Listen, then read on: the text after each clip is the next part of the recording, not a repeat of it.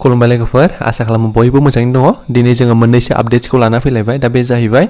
दा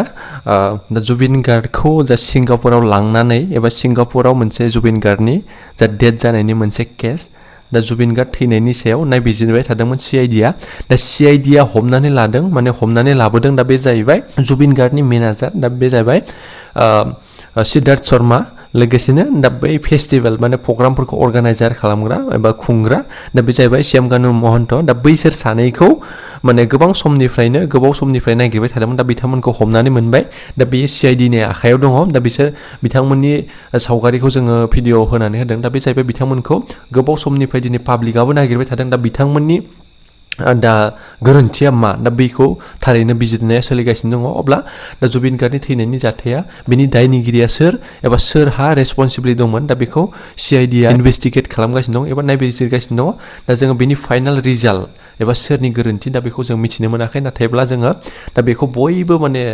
दिनै अल आसाम एबा अल इन्डिया गासैबो मानसियानो दिनै दा गासैबो सुबुङानो दा बेखौ नेगासिनो दङ आरो दिनै बयबो जास्टिसखौ नागिरदों एबा नायबिजिरनायखौ नागिरदों दा जुबिन गार्डनि थैनायाव सोरबाफोर लोब्बा दं नामा एबा बिथांखौ बुथारनाय जादों नामा दा बेफोरबायदि जाथाय दा बेखौ बयबो जास्टिसखौ नागिरनानै बयबो दिनै रायजो राजा बिथांमोना नेनानै दङ दा दिनै नैबे समाव दा इनभेस्टिगेसन एबा नायबिजिरनाया सोलिगासिनो दङ दा बै समाव दिनै गोबां मानसिया मा खालामबाय थादों दा बे एआइनि गेजेरजों मा खालामबाय थादों दा दिनै फट'फोरखौ गोबां इडिट खालामनानै सोरखौबा मिनिनाय एबा सोरखौबा बायदिसिना खालामनाय दा बेफोरबायदिखौ नुनाय जादों दा बे समाव माने सीआईडीनिफ्राय मोनसे नटिसखौ जों होनायखौ नुनो मोननाय जादों दा बे जाहैबाय बांसिन गोबां मानसिया इडिट खालामनानै फेसबुकाव पस्ट होदों एबा बायदिसिना शेयार खालामबाय थादों दा बैफोरखौ माने